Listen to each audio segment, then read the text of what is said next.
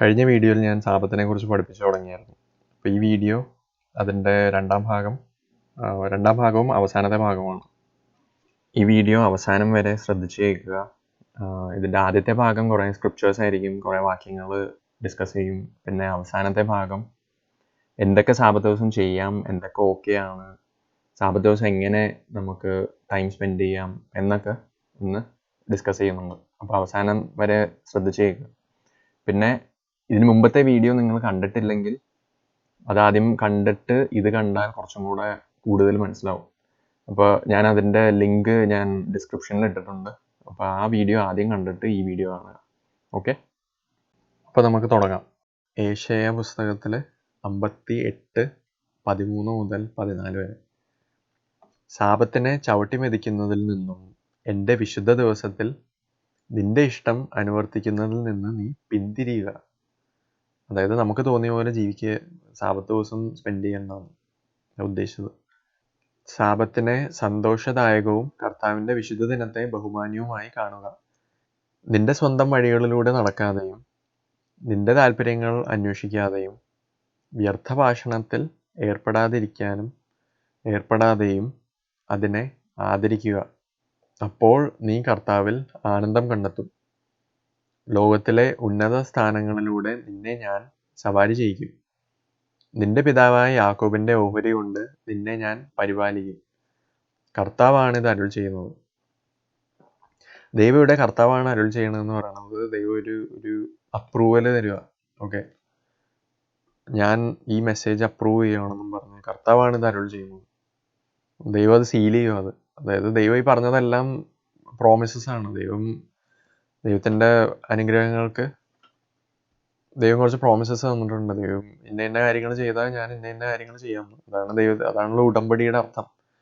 അപ്പോൾ ദൈവം പറഞ്ഞേക്കണ ഒരു പ്രോമിസാണ് സാപത്ത് ചവിട്ടി മെതിക്കാതെ സൂക്ഷിക്കാനും വിശുദ്ധ നിന്റെ ഇഷ്ടം അനുവർത്തിക്കാതെ നീ നോക്കണം എന്ന്.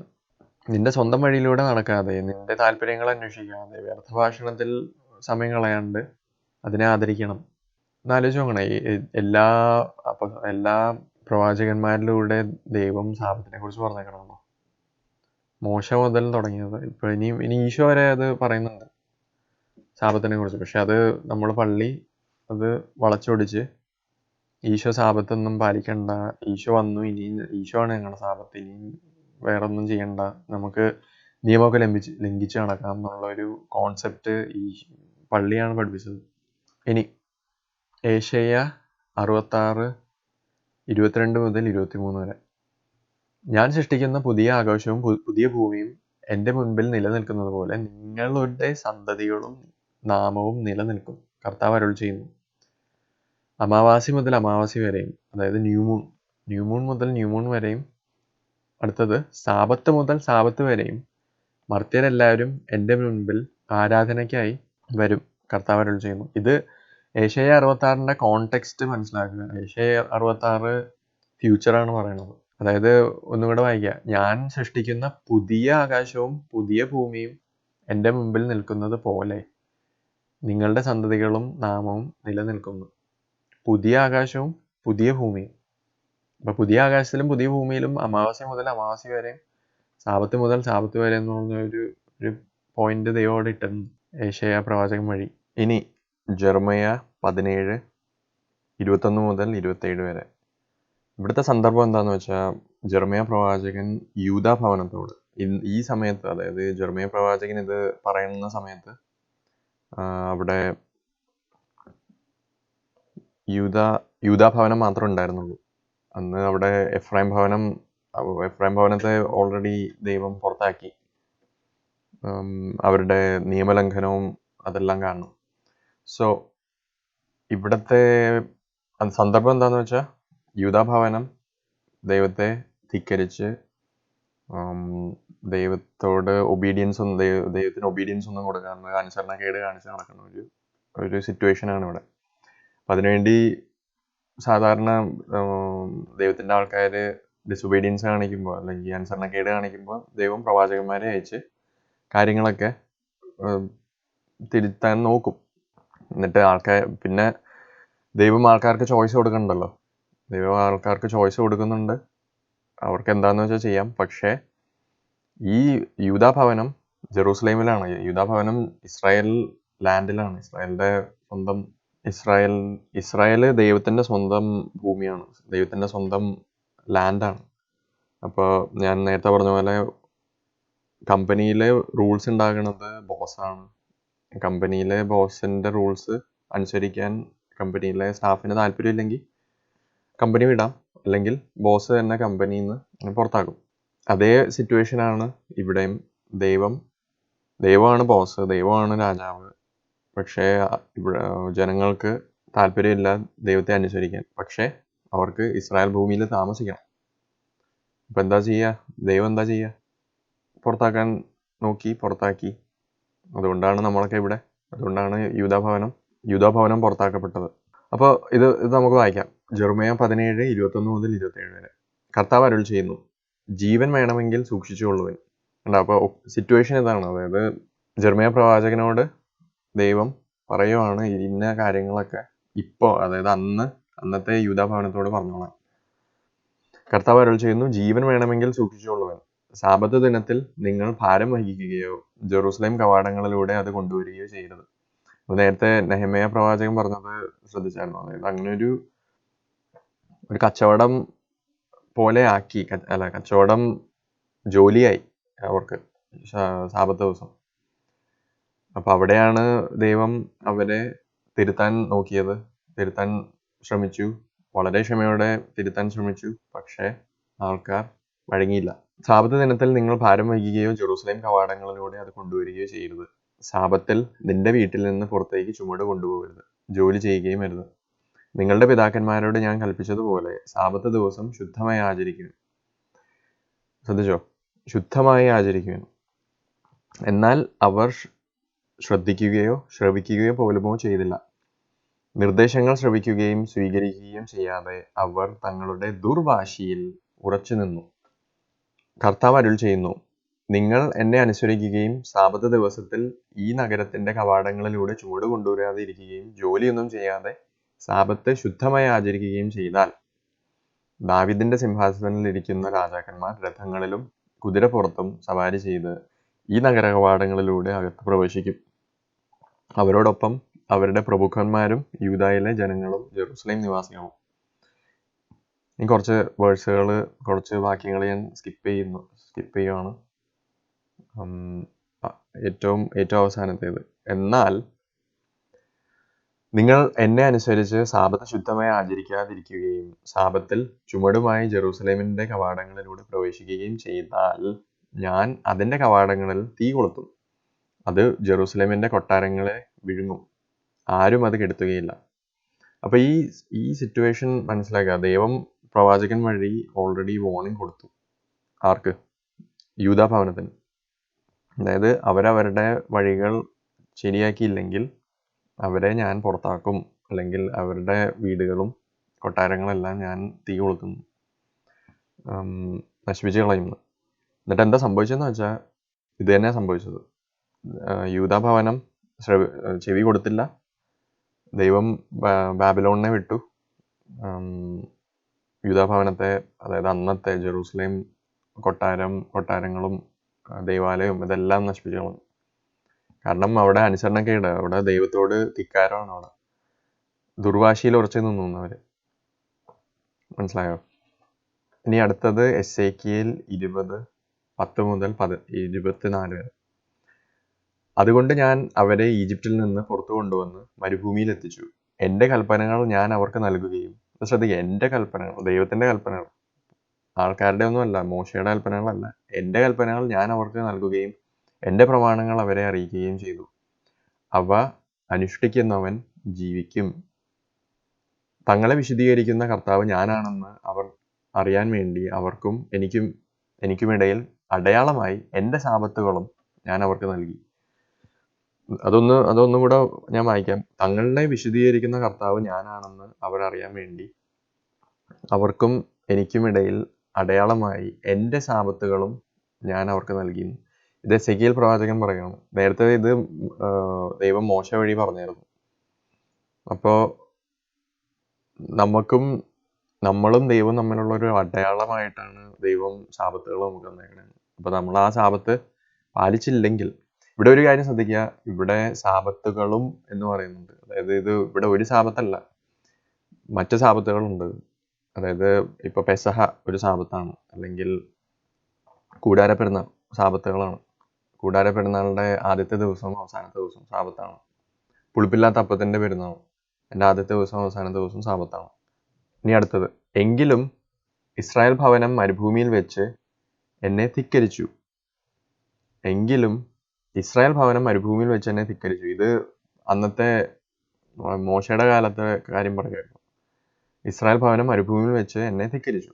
അവർ എൻ്റെ കൽപ്പനകൾ അനുസരിച്ചില്ല. ജീവിക്കേണ്ടതിന് മനുഷ്യർ പാലിക്കേണ്ട എൻ്റെ പ്രമാണങ്ങൾ അവർ ഉപേക്ഷിച്ചു. ഒന്നും കൂടെ വായിക്കൂ. ജീവിക്കേണ്ടതിന് മനുഷ്യർ പാലിക്കേണ്ട എൻ്റെ പ്രമാണങ്ങൾ അവർ ഉപേക്ഷിച്ചു. എൻ്റെ സാബത്തുകൾ അവർ അശുദ്ധമാക്കി. അവരെ പൂർണ്ണമായി നശിപ്പിക്കാൻ വേണ്ടി മരുഭൂമിയിൽ വെച്ച് തന്നെ എൻ്റെ ക്രോധം അവരുടെ മേൽ ചൊരിയണമെന്ന് ഞാൻ വീണ്ടും ചിന്തിച്ചു. എന്നാൽ ഞാൻ അവരെ പുറത്തു കൊണ്ടുവരുന്നത് കണ്ട ജനതകളുടെ ദൃഷ്ടിയിൽ എൻ്റെ നാമം അശുദ്ധമാകാതിരിക്കാനായി ഞാൻ പ്രവർത്തിച്ചു. ഞാൻ അവർക്ക് നൽകിയിരുന്നതും തേനും പാലും ഒഴുകുന്നതും എല്ലാ ദേശങ്ങളെക്കാൾ ശ്രേഷ്ഠവുമായ ദേശത്ത് അവരെ പ്രവേശിപ്പിക്കുകയില്ലെന്നും മരുഭൂമിയിൽ വെച്ച് ഞാൻ അവരോട് ശപഥം ചെയ്തു.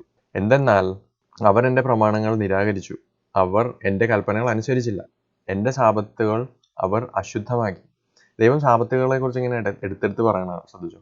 എൻ്റെ സാബത്തുകൾ അവർ അശുദ്ധമാക്കി. അവരുടെ ഹൃദയം വിഗ്രഹങ്ങളുടെ പിന്നാലെ പോയി. അടുത്തത് വിഗ്രഹങ്ങൾ. എന്നിട്ടും ഞാൻ അവരെ കരുണാപൂർവം വീക്ഷിച്ചു. അതാണ് ദൈവത്തിൻ്റെ കരുണ. ഞാൻ അവരെ നശിപ്പിക്കുകയോ മരുഭൂമിയിൽ വെച്ച് അവരെ നിശേഷം സംഹരിക്കുകയോ ചെയ്തില്ല. മരുഭൂമിയിൽ വെച്ച് അവരുടെ സന്തതികളോട് ഞാൻ പറഞ്ഞു, നിങ്ങളുടെ പിതാക്കന്മാരുടെ കൽപ്പനകൾ അനുസരിച്ച് നടക്കുകയോ അവരുടെ പ്രമാണങ്ങൾ പാലിക്കുകയോ അരുത്. അവർ പൂജിച്ചിരുന്ന വിഗ്രഹങ്ങൾ കൊണ്ട് നിങ്ങളെ തന്നെ അശുദ്ധമാക്കരുത്. അതായത് ദൈവം അവരുടെ മക്കളോട് ഉപദേശം കൊടുക്കുകയാണ്. നിങ്ങളുടെ പിതാക്കന്മാരുടെ പറയണത്, നിങ്ങളുടെ പിതാക്കന്മാരുടെ മിസ്റ്റേക്സ്, തെറ്റുകൾ റിപ്പീറ്റ് ചെയ്യരുതെന്ന്. അടുത്തത്, ഞാനാണ് നിങ്ങളുടെ ദൈവമായ കർത്താവ്. എൻ്റെ കൽപ്പനകൾ അനുസരിക്കുകയും എൻ്റെ പ്രമാണങ്ങൾ ശ്രദ്ധയോടെ പാലിക്കുകയും ചെയ്യുക. നിങ്ങളുടെ ദൈവമായ കർത്താവ് ഞാനാണെന്ന് നിങ്ങൾ ഗ്രഹിക്കാൻ വേണ്ടി നിങ്ങൾക്കും എനിക്കുമിടയിൽ ഒരു അടയാളമായി എൻ്റെ സാബത്തുകൾ നിങ്ങൾ വിശുദ്ധമായി ആചരിക്കുക. എന്നാൽ അവരുടെ മക്കളും എന്നെ ധിക്കരിച്ചു. അവർ എൻ്റെ കൽപ്പനകൾ അനുസരിച്ചില്ല. ജീവിക്കേണ്ടതിന് മനുഷ്യൻ പാലിക്കേണ്ട എൻ്റെ പ്രമാണങ്ങൾ പാലിക്കുന്നതിൽ അവർ ശ്രദ്ധ വച്ചില്ല. അവർ എൻ്റെ സാബത്തുകൾ അശുദ്ധമാക്കി. മരുഭൂമിയിൽ വെച്ച് തന്നെ എൻ്റെ ക്രോധം അവരുടെ മേൽ ചൊരിയണമെന്നും അവരുടെ മേൽ എൻ്റെ കോപം പ്രയോഗിച്ച് തീർക്കണമെന്നും ഞാൻ വിചാരിച്ചു. എന്നിട്ടും ഞാൻ കരമുയർത്തിയില്ല. ഞാൻ അവരെ പുറത്തു കൊണ്ടുവന്നത് കണ്ട ജനതകളുടെ ദൃഷ്ടിയിൽ എൻ്റെ നാമം അശുദ്ധമാക്കാതിരിക്കാൻ വേണ്ടി ഞാൻ പ്രവർത്തിച്ചു. അവരെ ജനതകളുടെയും രാജ്യങ്ങളുടെയും ഇടയിൽ ചിതറിച്ച് കളയുമെന്ന് മരുഭൂമിയിൽ വെച്ച് അവരോട് ഞാൻ ശപഥം ചെയ്തു. എന്തെന്നാൽ അവർ എൻ്റെ പ്രമാണങ്ങൾ പാലിച്ചില്ല. അവർ എൻ്റെ കൽപ്പനകൾ നിരാകരിക്കുകയും എൻ്റെ സാബത്തുകൾ അശുദ്ധമാക്കുകയും ചെയ്തു. അവർ തങ്ങളുടെ പിതാക്കന്മാർ പൂജിച്ചിരുന്ന വിഗ്രഹങ്ങളിൽ കണ്ണുറപ്പിച്ചിരുന്നു. അവരുടെ ദൈവം പറഞ്ഞൊരു കാര്യം ശ്രദ്ധിച്ചു. അതായത് അവരെ ജനതകളുടെയും രാജ്യങ്ങളുടെയും ഇടയിൽ ചിതറിച്ച് കളയുമെന്ന് മരുഭൂമിയിൽ വെച്ച് അവരോട് ഞാൻ ശപഥം ചെയ്തു. എന്തെന്നാൽ അവരെൻ്റെ പ്രമാണങ്ങൾ പാലിച്ചില്ല. അവരെൻ്റെ കൽപ്പനകൾ നിരാകരിക്കുകയും എൻ്റെ സാബത്തുകൾ അശുദ്ധമാക്കുകയും ചെയ്തു. അവർ തങ്ങളുടെ പിതാക്കന്മാർ പൂജിച്ചിരുന്ന വിഗ്രഹങ്ങളിൽ കണ്ണുറപ്പിച്ചിരുന്നു. ഇതൊക്കെ മൂന്നാല് കാര്യങ്ങൾ ഇവിടെ പറയുന്നു. എൻ്റെ പ്രമാണങ്ങൾ പാലിച്ചില്ല, എൻ്റെ കൽപ്പനകൾ നിരാകരിച്ചു, പിന്നെ സാബത്ത് എടുത്തു പറയുകയാണ്. എൻ്റെ സാബത്തുകൾ അശുദ്ധമാക്കി, പിന്നെ വിഗ്രഹങ്ങളെ ആരാധിച്ചുകൊണ്ടിരുന്നു, വിഗ്രഹങ്ങളും പൂജിച്ചുകൊണ്ടിരുന്നു. മൂന്നാല് കാര്യങ്ങൾ ഇവിടെ ദൈവം പറയുകയാണ്. ചിതറിച്ച് കളയും. അതായത് ദൈവത്തിന് ഒരു കാരണം ഉണ്ടായിരുന്നു. എന്തിനാണ് അവരെ പുറത്താക്കിയത്? നേരത്തെ പറഞ്ഞ പോലെ പ്രമാണങ്ങൾ ലംഘിച്ചു. ദൈവത്തിൻ്റെ രാജ്യത്തിൽ പ്രവേശിക്കണമെങ്കിൽ ദൈവത്തിൻ്റെ നിയമങ്ങൾ പാലിക്കണം. ദൈവത്തിൻ്റെ റൂൾസാണ്, ദൈവത്തിൻ്റെ ലോസാണ്. ദൈവത്തിൻ്റെ രാജ്യമാണ്. ഇപ്പോൾ ഇന്ത്യയിൽ താമസിക്കുകയാണെങ്കിൽ ഇന്ത്യയിലെ റൂൾസ് ഫോളോ ചെയ്യണം. ഇപ്പോൾ ഇവിടെ നോർത്ത് അമേരിക്കയിൽ താമസിക്കുകയാണെങ്കിൽ നോർത്ത് അമേരിക്കയിലെ റൂൾസ് ഫോളോ ചെയ്യണം. ഓസ്ട്രേലിയയിൽ താമസിക്കുകയാണെങ്കിൽ ഓസ്ട്രേലിയയിലെ റൂൾസ് ഫോളോ ചെയ്യണം.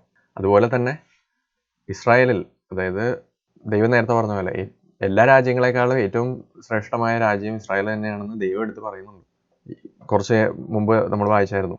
അപ്പോൾ ഇസ്രായേലിൽ താമസിക്കണമെങ്കിൽ, ഇസ്രായേലിൽ കഴിയണമെങ്കിൽ ദൈവം പറയണത് പോലെ ദൈവത്തിൻ്റെ സാബത്തുകൾ ആചരിച്ചുകൊണ്ട് ജീവിക്കണം, അല്ലെങ്കിൽ പറ്റില്ല. അതുകൊണ്ടാണ് ഇപ്പോൾ എഫ്രൈം, അതായത് നമ്മൾ പഠിക്കേണ്ട കാര്യങ്ങൾ എന്താണെന്ന് വെച്ചാൽ, നമ്മൾ മര്യാദയ്ക്ക് നിയമം എന്താണ്, എങ്ങനെയാണ് പാലിക്കേണ്ടത്, ദൈവത്തിൻ്റെ സാബത്തുകൾ എങ്ങനെയാണ് അശുദ്ധമാക്കാതെ പാലിക്കേണ്ടത്. അതായത് പലർക്കും അറിയാം ശനിയാഴ്ച സാബത്താണ്, പക്ഷേ ചില സമയത്ത് നമ്മൾ ചെയ്യാൻ പാടില്ലാത്തൊക്കെ ചെയ്യും. അറിയാണ്ടായിരിക്കും, പക്ഷേ ചിലപ്പോൾ അറിയാൻ പാടില്ലാണ്ട് അശുദ്ധമാക്കണ ഒക്കേഷൻസ് ഉണ്ടാവും. അപ്പോൾ ഇതൊക്കെ അവോയ്ഡ് ചെയ്യാനാണ് പഠിക്കണം എന്ന് പറയുന്നത്. അതായത് ദൈവത്തിൻ്റെ ബൈബിൾ പഠിക്കണം. നമുക്കറിയില്ലെങ്കിൽ നമുക്കറിയില്ല, നമുക്കറിയാൻ പാടില്ലാത്തത് നമുക്കറിയില്ല. അതറിയണമെങ്കിൽ കൂടുതൽ പഠിക്കണം. ഇപ്പം നിങ്ങൾക്ക് ദൈവത്തിൻ്റെ അനുഗ്രഹങ്ങളിലേക്ക് കയറണമെങ്കിൽ ദൈവത്തിൻ്റെ കൽപ്പനകൾ പാലിക്കണം. ദൈവത്തോട് ഒബീഡിയൻസ്, ദൈവത്തോട് അനുസരണ കാണിച്ചാലേ ദൈവത്തിന് എന്തെങ്കിലും തരാൻ പറ്റുള്ളൂ. ഇനിയും അടുത്തത് എസേക്കിയേൽ 44:24. തർക്കത്തിൽ അവർ വിധികർത്താക്കളായിരിക്കണം, എൻ്റെ വിധികളനുസരിച്ചായിരിക്കണം അവർ വിധിക്കേണ്ടത്. നിശ്ചിത തിരുനാളുകളിൽ അവർ എൻ്റെ നിയമങ്ങളും ചട്ടങ്ങളും പാലിക്കുകയും എൻ്റെ സാബത്ത് വിശുദ്ധമായി ആചരിക്കുകയും വേണം. ദൈവം സാബത്ത് ദൈവം എടുത്തെടുത്ത് പറയുന്നതാണ്. തിരുനാളുകൾ എന്ന് പറഞ്ഞു, പക്ഷെ എന്നാലും എൻ്റെ സാബത്തുകൾ വിശുദ്ധമായി ആചരിക്കുകയും ചെയ്യണം. ഇവിടെ സാബത്ത് എന്നാ പറഞ്ഞേക്കണം. അപ്പോൾ അത് 7-ാം ദിവസം സാബത്താവാം. അത് നേരത്തെ പറഞ്ഞോളൂ, സാബത്തുകൾ എന്ന് മെൻഷൻ ചെയ്യുമ്പോൾ അത് എല്ലാ സാബത്തുകളെയും ഉദ്ദേശിച്ചാണ് ദൈവം പറയുന്നത്. അതായത് ഇപ്പോൾ ഇവിടെ നിശ്ചിത തിരുനാളുകൾ, അത് നിശ്ചിത തിരുനാളുകളിലും ഇഷ്ടംപോലെ സാബത്തുകളുണ്ട്, നേരത്തെ പറഞ്ഞ പോലെ. ഓക്കെ, അപ്പോൾ അടുത്തത് ഇനി നമുക്ക് പുതിയ നിയമം, അതായത് നമ്മൾ പുതിയ നിയമം എന്ന് വിളിക്കുന്ന പുസ്തകത്തിലേക്ക് നോക്കാം. ദൈവം വിളിക്കണമല്ല പുതിയ നിയമം പഴയ നിയമമൊക്കെ, പക്ഷേ ഇത് നമ്മൾ മനുഷ്യർ അറിവില്ലായ്മയിൽ എഴുതിയതും പറയണതുമാണ് പുതിയ നിയമം പഴയ നിയമം എന്നൊക്കെ. ദൈവം പണ്ട് യേശു ക്രിസ്തു പുതിയ നിയമം പഴയ നിയമം ഒന്നുമല്ല വിളിച്ചിരുന്നത്. യേശു ക്രിസ്തു ബൈബിള്, അതായത് അന്ന് യേശു ക്രിസ്തുവിൻ്റെ കാലത്ത് ഉണ്ടായിരുന്ന ഒരേ ഒരു ബൈബിള് നിയമവും പ്രവാചകന്മാരും, അതായത് ലോ ആൻഡ് പ്രോഫിറ്റ്സ്, അങ്ങനെയാണ് ഈശോ എന്നെ വിളിക്കുന്നത്. അതുകൊണ്ടാണ് ഇവിടെ പറയണത് നിയമത്തെയോ, മത്തായി 5:17-19 വരെ, നിയമത്തെയോ പ്രവാചകന്മാരെയോ, അതായത് നമ്മൾ വിളിക്കുന്ന ഓൾഡ് ടെസ്റ്റ്മെന്റ് അല്ലെങ്കിൽ പഴയ നിയമം, അതാണ് ഈശോ ഇവിടെ പറയണത്. നിയമത്തെയോ പ്രവാചകന്മാരെയോ അസാധുവാക്കാനാണ് ഞാൻ വന്നതെന്ന് നിങ്ങൾ വിചാരിക്കരുത്. അസാധുവാക്കാനല്ല, പൂർത്തിയാക്കാനാണ് ഞാൻ വന്നത്.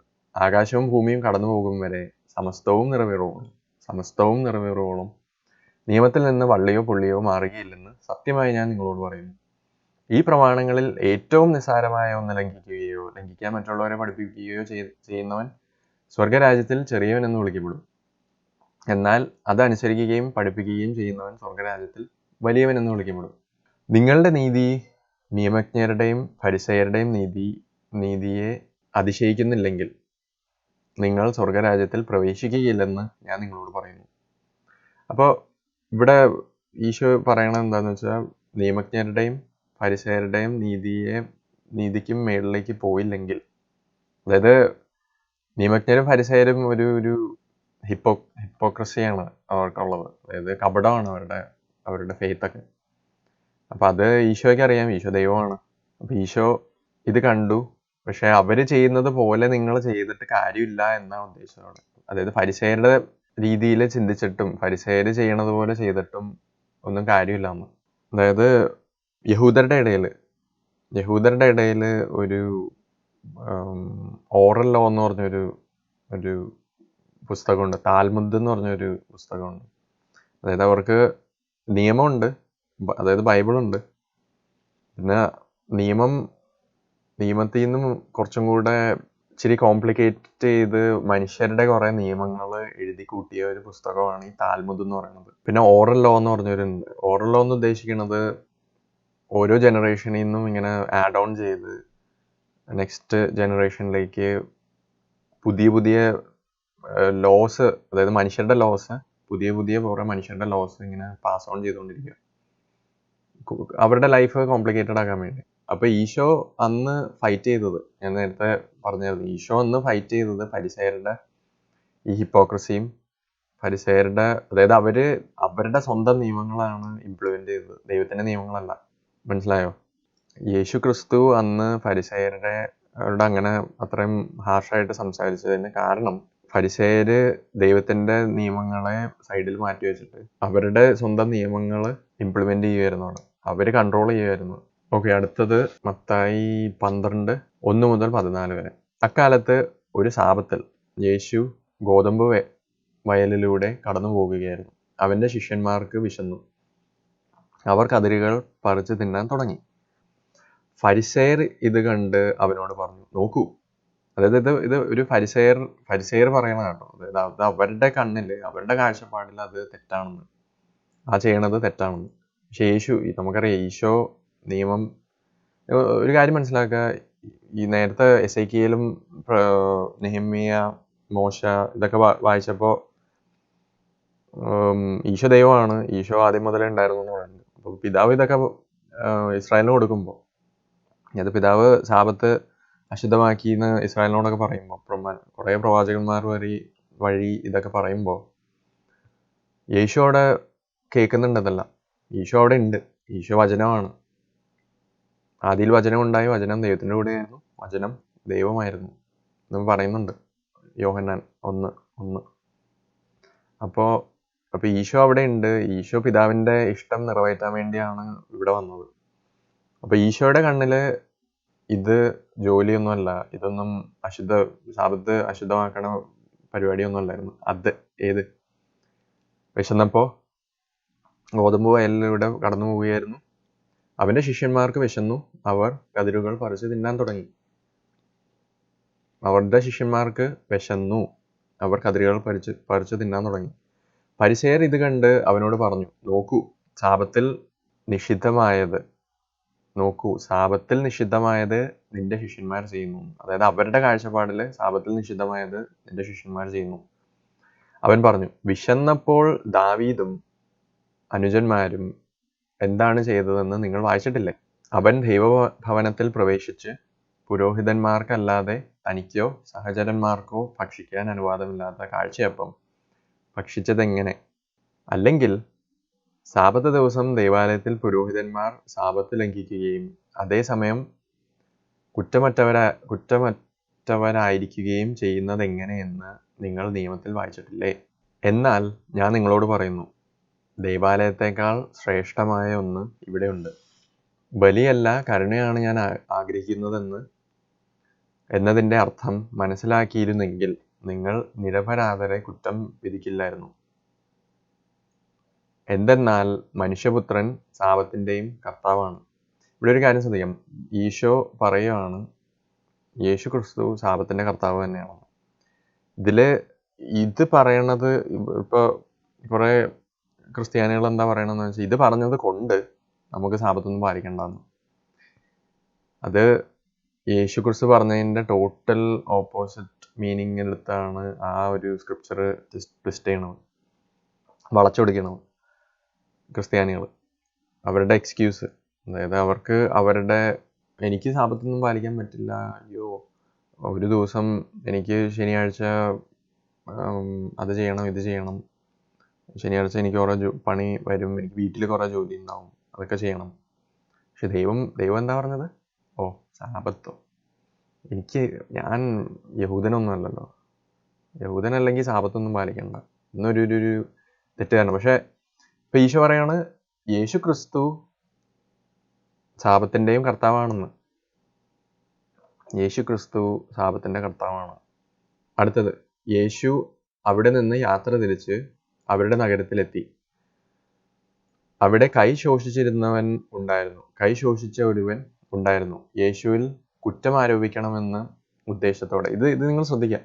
പലരും യേശു ക്രിസ്തുവിന്റെ കാര്യം പറയണത് എന്താണെന്ന് വെച്ചാൽ, ഈശോ സാപത്ത് ലംഘിച്ചില്ലേ, പിന്നെന്താ ഞങ്ങൾക്ക് എന്തിനാ സാപത്ത് പാലിക്കണം? ഈശോ സാപത്ത് ലംഘിച്ച ഈശോ പാപിയാണ്, നേരത്തെ പറഞ്ഞ പോലെ.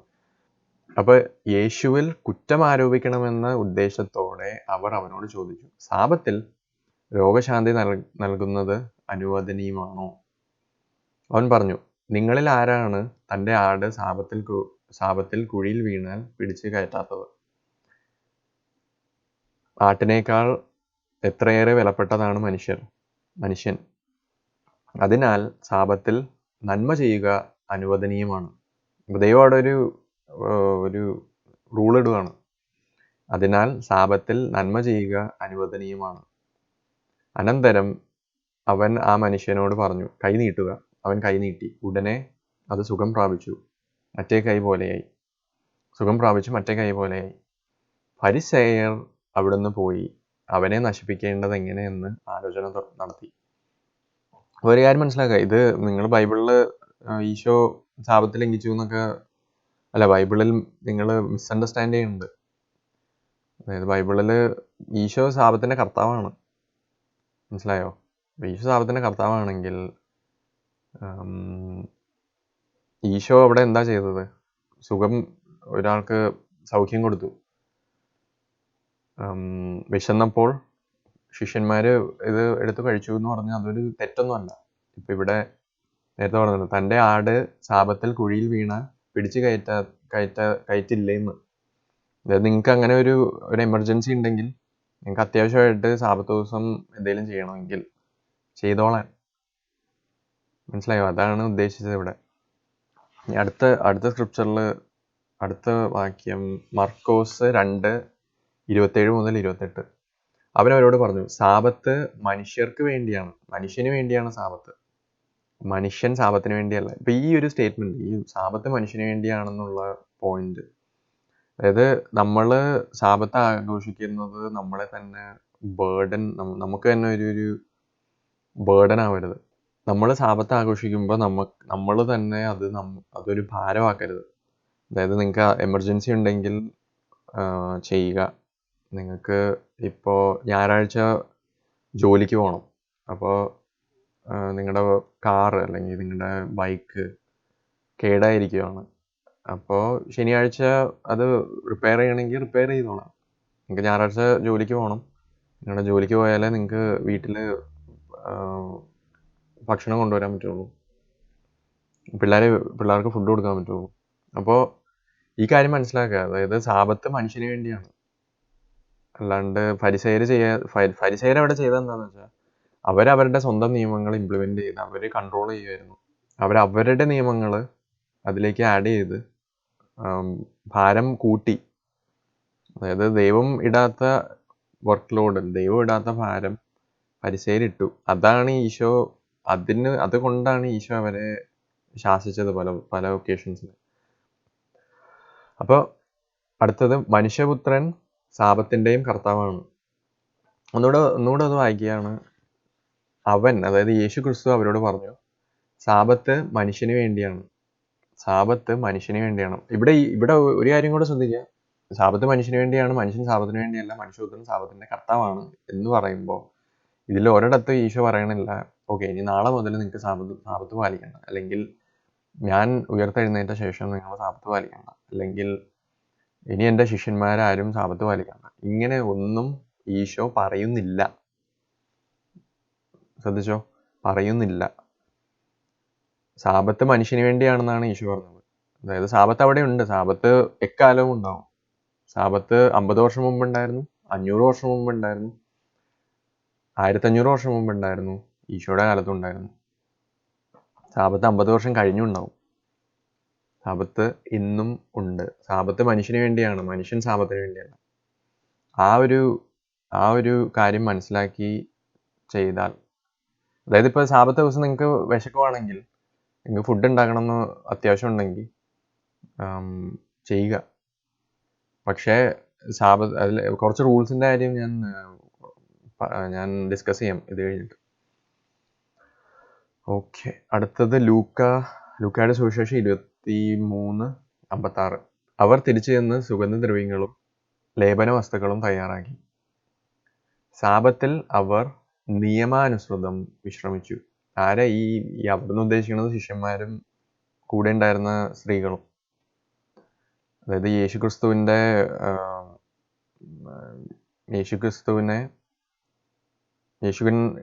മരണത്തിന് ശേഷം ഉള്ള കാര്യം. സാപത്തിൽ അവർ നിയമാനുസൃതം വിശ്രമിച്ചു എന്ന്. ഇനി അടുത്തത് 1 യോഹന്നാൻ 3:4-5. അപ്പോൾ ഒന്നും കൂടെ, സാപത്ത് നിയമത്തിൻ്റെ ഭാഗമാണ്. അത് ഞാൻ ആദ്യം വായിച്ചു. 4ാമത്തെ കൽപ്പനയാണ് സാപത്ത്. ശരിക്കുള്ള 4ാമത്തെ കൽപ്പനയാണ് സാപത്ത്. അത് ആ കൂട്ടത്തിലെ കൽപ്പനകളുടെ കൂട്ടത്തിൽ 10 കൽപ്പനകളുടെ കൂട്ടത്തിൽ ഏറ്റവും വലിയ കൽപ്പനയും കൂടെയാണ്. അപ്പോൾ പാപം ചെയ്യുന്നവൻ, ഇത് 1 യോഹന്നാൻ 3:4-5. പാപം ചെയ്യുന്നവൻ നിയമം ലംഘിക്കുന്നു. പാപം നിയമലംഘനമാണ്. പാപങ്ങൾ ഏറ്റെടുക്കാൻ വേണ്ടിയാണ് അവൻ പ്രത്യക്ഷനായത് എന്ന് നിങ്ങൾ അറിയുന്നു. അവനിൽ പാപമില്ല. ആരിൽ? യേശുക്രിസ്തുവിൽ പാപമില്ല. അപ്പോൾ യേശുക്രിസ്തു നിയമം ലംഘിച്ചാൽ പാപമാണെങ്കിൽ, അപ്പോൾ യേശുക്രിസ്തു ജീവിക്കണത്, അതായത് യേശുക്രിസ്തു ജനിച്ചത് മുതൽ മരിക്കുന്നത് വരെ, ഉയർത്തെഴുന്നേറ്റ് സ്വർഗത്തിലേക്ക് പോകുന്നത് വരെ നിയമം ലംഘിച്ചിട്ടില്ല എന്നാണ് അവിടെ ഉദ്ദേശിച്ചത്. അപ്പോൾ ആ നിയമമാണ് നമ്മൾ, അതായത് നമ്മുടെ പള്ളികൾ പറയണത്, നമ്മളിനി നിയമമൊന്നും പാലിക്കണ്ട, നമുക്ക് നിയമമൊന്നും, യേശു വന്നു, നമ്മുടെ എല്ലാ ഈശോ ആണ്, ഹല്ലേലൂയ, പ്രൈസ് ദ ലോർഡ്, ഇതൊക്കെ കൊള്ളാം. പക്ഷേ യേശുക്രിസ്തു നിയമം ലംഘിച്ചിട്ടില്ല. നമ്മൾ യേശുക്രിസ്തുവിൻ്റെ പിൻഗാമികളാണ്. ഇതൊക്കെ പറയുന്നുണ്ടെങ്കിലും നമ്മൾ പറയുകയാണ്, ഞാനെന്തിനാ നിയമം പാലിക്കണം, യഹൂദർക്കുള്ളതാണ്. ഇനി അടുത്തത് 1 പത്രോസ് 2:22. യേശുക്രിസ്തു അവൻ പാപം ചെയ്തിട്ടില്ല. യേശുക്രിസ്തു പാപം ചെയ്തിട്ടില്ല. അവൻ്റെ അധരങ്ങളിൽ വഞ്ചന കാണപ്പെട്ടുമില്ല. ഇനി 2 കൊറിന്തോസ് 5:21. എന്തെന്നാൽ അവനിൽ നാം എല്ലാവരും ദൈവത്തിൻ്റെ നീതിയാകേണ്ടതിന് പാപം അറിയാത്തവനെ ദൈവം നമുക്ക് വേണ്ടി പാപമാക്കി. ഒന്നുകൂടെ അത് ശ്രദ്ധിക്കുക, പാപം അറിയാത്തവനെ ദൈവം നമുക്ക് വേണ്ടി പാപമാക്കി. അപ്പോൾ ഒന്നും കൂടെ, യേശുക്രിസ്തു നിയമം ലംഘിച്ചിട്ടില്ല. നമ്മൾ യേശുക്രിസ്തുവിൻ്റെ പിൻഗാമികളാണെങ്കിൽ നമ്മളും യേശുക്രിസ്തു എന്താ ചെയ്തത് അത് ചെയ്യാൻ നോക്കുക. നമ്മൾ യേശുക്രിസ്തുവിനെ പോലെ ആവണം എന്നാണല്ലോ പറയണത്. പക്ഷെ യേശുക്രിസ്തുവിനെ പോലെ ആവണമെങ്കിൽ യേശുക്രിസ്തു ചെയ്തത് എന്താണെന്ന്, വിശ്വസിച്ചത് എന്താണ്, ചിന്തിച്ചത് എന്താണ് എന്ന് മാക്സിമം മനസ്സിലാക്കാൻ നോക്കുക. അതിൻ്റെ ഒരു സ്റ്റാർട്ടാണ് ഇത്, നിയമം, ദൈവത്തിൻ്റെ നിയമം, ദൈവത്തോട് അനുസരണ. ഈ കിങ് ഡേവിഡ്, രാജാവായിരുന്ന ദാവീദ് ദൈവത്തിൻ്റെ നിയമത്തെക്കുറിച്ച്, അതായത് കിങ് ഡേവിഡിന് ഉണ്ടായിരുന്ന സക്സസ് എല്ലാം ദാവീദ് നിയമം പാലിച്ചുകൊണ്ടും ദൈവത്തെ അനുസരിച്ച് ജീവിച്ചുകൊണ്ടുമാണ്. അതുകൊണ്ടാണ് രാജാവായ ദാവീദ് ആ സ്റ്റാറ്റസിൽ ഇപ്പോഴും കണ്ടിന്യൂ ചെയ്യണത്. അതുകൊണ്ടാണ് കിങ് ഡേവിഡിനെ ദൈവം അനുഗ്രഹിച്ചത്. അതുകൊണ്ടാണ് അബ്രഹാത്തെ ദൈവം അനുഗ്രഹിച്ചത്. അബ്രഹാം ദൈവത്തിൻ്റെ കൽപ്പനകൾ പാലിച്ച് ജീവിച്ച ആളാണ്. അതായത് അന്ന് അബ്രഹാം എന്ന് പറയുന്നത് മോശയ്ക്ക് മുമ്പുള്ള ആളാണ്. പക്ഷേ അന്ന് അബ്രഹാമിന് ദൈവം കൽപ്പനകൾ കൊടുത്തിട്ടുണ്ടായിരുന്നു. അതെല്ലാം അബ്രഹാം പാലിച്ചു. അതുകൊണ്ടാണ് അബ്രഹാം അനുഗ്രഹീതനായത്. അതുകൊണ്ടാണ് അബ്രഹാമിൻ്റെ സീഡ് ഇപ്പോഴും, സീഡ് എന്ന് ഉദ്ദേശിച്ചത് അതായത് അബ്രഹാമിൻ്റെ സന്തതികൾ ഇപ്പോഴും ഇവിടെ ഉള്ളത്. ഞാനും നിങ്ങളും അബ്രഹാമിൻ്റെ സന്തതികളാണ്. എല്ലാ ക്രിസ്ത്യാനികളും അബ്രഹാമിൻ്റെ സന്തതികളാണെന്ന് ബൈബിളിൽ പറയുന്നുണ്ട്, പൗലോസ് അപ്പോസ്തലൻ പഠിപ്പിക്കുന്നുണ്ട്. അപ്പോൾ ഇത്രയും മനസ്സിലാക്കുക. ഇത് സാബത്തിൻ്റെ കുറച്ച് റൂൾസ് എന്താ ഉദ്ദേശിക്കുന്നത് വെച്ചാൽ, ഇപ്പം നിങ്ങൾക്ക് അത്യാവശ്യമായിട്ട് കുറച്ച് നേരത്തെ പറഞ്ഞ പോലെ ജോലി ചെയ്യണം സാബത്ത് ദിവസം. കാരണം ഒരു ഡെഡ് ലൈൻ മീറ്റ് ചെയ്യണം. ജോലി സ്ഥലത്ത് ഒരു ഡെഡ് ലൈൻ മീറ്റ് ചെയ്യണമെങ്കിൽ, സാബത്ത് ദിവസം വർക്ക് ചെയ്യണമെങ്കിൽ വർക്ക് ചെയ്യുക. പിന്നെ വിശക്കണുണ്ടെങ്കിൽ സാബത്ത് ദിവസം നിങ്ങൾക്ക് എന്തെങ്കിലും ജോലി ചെയ്യണമെങ്കിൽ ചെയ്യുക. അതാണ് ഈശോ ഉദ്ദേശിച്ചത്. എമർജൻസിയിൽ നിങ്ങളുടെ ആട് കുഴിയിലേക്ക് വീണ സാബത്ത് ദിവസം നിങ്ങൾ ഇനി ഞാൻ സൂര്യാസ്തമയം വരെ വെയിറ്റ് ചെയ്യാം, എൻ്റെ ആട് അവിടെ കിടന്ന് ചിലപ്പോൾ വെള്ളമില്ലാണ്ട് ചത്തുപോകും, പക്ഷെ ഞാൻ സൂര്യാസ്തമയം വരെ വെയിറ്റ് ചെയ്യുകയാണ് സാബത്ത് ദിവസം തീരാൻ വേണ്ടി. അതാണ് മനുഷ്യർ നിയമം ആഡ് ചെയ്യുമ്പോൾ, അതായത് മനുഷ്യർ ദൈവത്തിൻ്റെ നിയമത്തിലേക്ക് അവരുടെ നിയമങ്ങൾ ആഡ് ചെയ്യുമ്പോൾ ഇങ്ങനെ ഭാരം കൂട്ടുകയാണ് അൺനെസസറിലി. അത് കുറയ്ക്കാൻ വേണ്ടിയും കൂടെയാണ് ഈശോ വന്ന് കുറച്ച് കാര്യങ്ങളൊക്കെ തിരുത്തിയത്. അതായത് ഫരിസേയരുടെ നീതിക്കും മേളിൽ നിങ്ങളുടെ നീതി വന്നാലേ നിങ്ങൾ സ്വർഗരാജ്യത്തിലേക്ക് പ്രവേശിക്കുകയുള്ളൂ. അതായത് ഫരിസേയർ ചെയ്യണ പോലെ ചെയ്തിട്ട് കാര്യമില്ല. അതായത് അന്ന് അവർ ചുമ്മാ അവരുടെ നിയമങ്ങൾ ഇംപ്ലിമെൻ്റ് ചെയ്യുമായിരുന്നു. അവർ ആൾക്കാർക്ക് ഭാരം കൂട്ടുമായിരുന്നു, അവർക്ക് കൺട്രോൾ ചെയ്യണം. അപ്പോൾ ഈ കാര്യം മനസ്സിലാക്കി. ഇതാണ് ബാക്ക്ഗ്രൗണ്ട്. ഈശോ എന്തിന് ഫരിസേയരുടെ അത്രയും അങ്ങനെയൊക്കെ സംസാരിച്ചു എന്ന് ആലോചിക്കുമ്പോൾ ഈശോ ദൈവമാണ്. ഈശോയ്ക്ക് കാര്യങ്ങൾ അറിയാം, എന്താ സംഭവിക്കണമെന്നറിയാം. അപ്പോൾ ഈശോ അവിടെ ഒരു പ്രോബ്ലം സോൾവ് ചെയ്യാനും കൂടിയാണ് വന്നത്. പിന്നെ വേറൊരു കാര്യം, ശനിയാഴ്ച സാബത്തിൻ്റെയും പിന്നെ മറ്റ് സാബത്തുകളുടെയും തലേ ദിവസം ബൈബിളിൽ പറയണത് പ്രിപ്പറേഷൻ ഡേ എന്നാണ്, അല്ലെങ്കിൽ ഒരുക്കത്തിൻ്റെ ദിവസം. എന്തിനുള്ള ഒരുക്കമാണ്? സാബത്തിനുള്ള ഒരുക്കം. അതായത് ഇപ്പോൾ നിങ്ങൾക്ക് സാബത്ത് ദിവസം ഫുഡൊക്കെ ഉണ്ടാക്കി വയ്ക്കാം. അതായത് അന്ന് വലിയ വർക്കൊക്കെ അവോയ്ഡ് ചെയ്യാൻ വേണ്ടി തലേ ദിവസം തന്നെ പ്രിപ്പയർ ചെയ്യുക, തലേ ദിവസം തന്നെ ഒരുങ്ങുക, സാബത്തിന് വേണ്ടി ഒരുങ്ങുക. അപ്പം അതിനുവേണ്ടി ഒക്കെയാണ് നമ്മുടെ ബൈബിളിലെ റെഫറൻസുകൾ പലതും ഉണ്ട്. ഇപ്പോൾ മന്ന 6-ാം ദിവസം മന്ന കൂടുതൽ ദൈവം കൊടുത്തു, 7-ാം ദിവസത്തേക്കും വേണ്ടി ദൈവം കൊടുത്തു. 6-ാം ദിവസം നമ്മുടെ പുറപ്പാടിൽ വായിക്കുന്നുണ്ട്. അപ്പോൾ എല്ലാ സാബത്തുകളുടെയും തലേ ദിവസം പ്രിപ്പറേഷനാണ്, പ്രിപ്പയർ ചെയ്യുക, സാബത്തിന് വേണ്ടി പ്രിപ്പയർ ചെയ്യുക. അന്ന് മിനിമം വർക്ക് ചെയ്യാനുള്ള, അതായത് ദൈവത്തിൻ്റെ നിയമത്തെ റെസ്പെക്റ്റ് ചെയ്യാനുള്ള ഒരു ഓപ്പർച്യൂണിറ്റിയാണത്. നിങ്ങൾക്ക് ദൈവത്തിൻ്റെ അനുഗ്രഹം കിട്ടാനുള്ള ഒരു ഓപ്പർച്യൂണിറ്റി കൂടിയാണത്. ഇതൊക്കെ മനസ്സിലാക്കി പെരുമാറുമ്പോൾ ദൈവം നിങ്ങളെ അനുഗ്രഹിക്കും. പ്രിപ്പറേഷൻ ഡേക്ക് അതിൻ്റെതായ സീരിയസ്നെസ് കൊടുക്കുക. ഓക്കെ, അപ്പോൾ സാബത്ത് ദിവസം വിശ്രമത്തിനുള്ള ദിവസമാണെന്ന് മനസ്സിലായി. അപ്പോൾ സാബത്ത് ദിവസം എന്തൊക്കെ നമുക്ക് ചെയ്യാം എന്നൊന്ന് നോക്കാം. അപ്പോൾ അത് ഒരു സ്ക്രിപ്ചർ നമുക്ക് വായിക്കാം, ഒരു വാക്യം നമുക്ക് നോക്കാം. ലേവ്യർ 23 3-ാം വാക്യം. അപ്പം അതിൽ പറയണത്, 6 ദിവസം നിങ്ങൾ ജോലി ചെയ്യണം, 7-ാം ദിവസം സമ്പൂർണ്ണ വിശ്രമത്തിനും വിശുദ്ധ സമ്മേളനത്തിനുമുള്ള സാബത്താണ്. അന്ന് നിങ്ങൾ ഒരു ജോലിയും ചെയ്യരുത്. നിങ്ങളുടെ സകല വാസസ്ഥലങ്ങളിലും കർത്താവിൻ്റെ സാബത്താണ്. ഒന്നുകൂടെ നോക്കുക. 7-ാം ദിവസം സമ്പൂർണ്ണ വിശ്രമത്തിനും വിശുദ്ധ സമ്മേളനത്തിനുമുള്ള സാബത്താണ്. അപ്പോൾ അന്ന് എന്താ ചെയ്യേണ്ടതെന്ന് ആലോചിച്ച് നോക്കുമ്പോൾ, സമ്പൂർണ്ണ വിശ്രമം എന്ന് ഉദ്ദേശിച്ച് നിങ്ങൾ സാധാരണ ചെയ്യുന്ന ജോലികളിൽ നിന്നൊക്കെ വിരമിക്കുക, സാധാരണ ചെയ്യുന്ന ജോലികളൊക്കെ മാറ്റി വയ്ക്കുക, റെസ്റ്റ് എടുക്കുക. പിന്നെ ഫാമിലിയുടെ കൂടെ ടൈം സ്പെൻഡ് ചെയ്യുക, ദൈവത്തിൻ്റെ കൂടെ ടൈം സ്പെൻഡ് ചെയ്യുക, പ്രെയർ, ബൈബിൾ സ്റ്റഡി, ഇതെല്ലാം. പിന്നെ വിശുദ്ധ സമ്മേളനത്തിനുമുള്ള സാബത്താണ്. അപ്പോൾ വിശുദ്ധ സമ്മേളനം എന്ന് ഉദ്ദേശിക്കുന്നത് എല്ലാവരും ഒന്നിച്ചു കൂടി ദൈവത്തെ പുകഴ്ത്തുക, ദൈവത്തിന് വേണ്ടി ഒരു ദിവസം മാറ്റി വയ്ക്കുക.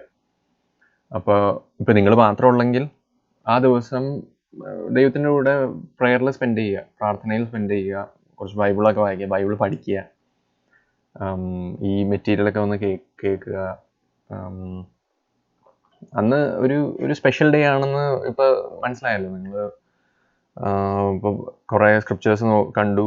അന്നൊരു സ്പെഷ്യൽ ഡേ ആണ്, ദൈവത്തിൻ്റെ ഒരു സ്പെഷ്യൽ ഡേ ആണ്. അത് നിങ്ങളും ദൈവവും തമ്മിലുള്ള ഒരു അടയാളമാണെന്ന് ദൈവം പല പല സ്ഥലത്ത് എടുത്ത് പറയുന്നുണ്ട്. പുറപ്പാടിൽ, എസെക്കിയേൽ, അവിടെ പല പ്രവാചകന്മാർ വഴി ദൈവം അത് പറയുന്നുണ്ട്. അപ്പോൾ ഇതൊക്കെ മനസ്സിലാക്കി ആ ദിവസത്തിന് കൊടുക്കേണ്ട പ്രാധാന്യം കൊടുക്കുക. ആ ദിവസം പരിശുദ്ധമാണ്, ആ ദിവസം വിശുദ്ധമാണ്, ആ ദിവസം ദൈവം തന്നെ സെപ്പറേറ്റ് ചെയ്ത ഒരു ദിവസമാണ്. അപ്പോൾ ആ ദിവസം വിശുദ്ധ സമ്മേളനം നിങ്ങൾ ഒന്നിച്ചുകൂടി ഒരു പ്രെയറും ബൈബിൾ റീഡിങ്ങും ബൈബിൾ സ്റ്റഡിയൊക്കെ വേണ്ടി സ്പെൻഡ് ചെയ്യുക. നിങ്ങളുടെ ഫാമിലിയുടെ കൂടെ നല്ലൊരു ടൈം സ്പെൻഡ് ചെയ്യുക. അപ്പോൾ നിങ്ങൾ ഒറ്റയ്ക്കുള്ളെങ്കിൽ അതൊക്കെ ചെയ്യുക. നിങ്ങളുടെ കൂടെ ആരെങ്കിലും ഉണ്ടെങ്കിൽ കൂടെ അവരുടെ കൂടെ സ്പെൻഡ് ചെയ്യുക. സാബത്ത് എൻജോയ് ചെയ്യുക. സാബത്ത് നമ്മുടെ ഈശോ പറഞ്ഞ പോലെ സാബത്ത് മനുഷ്യന് വേണ്ടിയാണ്. മനുഷ്യന് എൻജോയ് ചെയ്യാൻ വേണ്ടിയാണ് സാബത്ത് തന്നത്. മനുഷ്യന് എൻജോയ് ചെയ്യാൻ വേണ്ടിയാണ് ദൈവം റെസ്റ്റ് ഒരു കൽപ്പനയായിട്ട് തന്നത്. നിങ്ങൾക്ക് ദൈവത്തിൻ്റെ അനുഗ്രഹങ്ങളിലേക്ക് കയറണമെങ്കിൽ ദൈവത്തിൻ്റെ ശരിക്കുമുള്ള സാബത്ത് പാലിക്കുക. പിന്നെ നേരത്തെ പറഞ്ഞ പോലെ ദൈവവും മനുഷ്യനും തമ്മിലുള്ള അടയാളമാണ് സാബത്ത്. ദൈവത്തിൻ്റെ സാബത്ത്, അതായത് നിങ്ങൾ ദൈവത്തിൻ്റെ സാബത്ത്, നിങ്ങൾ ദൈവത്തിൻ്റെ ശരിക്കുമുള്ള സാബത്ത് പാലിക്കുമ്പോൾ ദൈവത്തിനറിയാം, ഓക്കെ ആ ആള് എൻ്റെ ആണ്. അതേസമയം നിങ്ങൾ പള്ളിയുടെ സാബത്ത്, അതായത് അവർ പറയണ ഞായറാഴ്ച സാബത്താണ് പാലിക്കുന്നതെങ്കിൽ ദൈവത്തിന് അറിയാം ആ ആൾ എൻ്റെ അല്ല. അതായത് ദൈവത്തിൻ്റെ ആൾക്കാർ ദൈവത്തിൻ്റെ സാബത്ത് പാലിക്കും. അതുകൊണ്ടാണ് ദൈവം പറഞ്ഞത് നമ്മളും ദൈവവും തമ്മിലുള്ള ഒരു അടയാളമാണ് ദൈവത്തിൻ്റെ സാബത്തുകളെന്ന്. മനസ്സിലായോ? അപ്പോൾ ഈ കാര്യങ്ങളൊക്കെ ഒന്ന് ശ്രദ്ധിക്കുക. നിങ്ങൾക്ക് ചോദ്യങ്ങളോ സംശയമോ എന്തെങ്കിലും ഉണ്ടെങ്കിൽ ഇമെയിൽ അഡ്രസ്സ് നിങ്ങൾക്ക് അറിയാം, scripturalkerala@gmail.com. നിങ്ങൾക്ക് സ്ക്രീനിൽ കാണാം, scripturalkerala@gmail.com. ഷലോം, നന്ദി.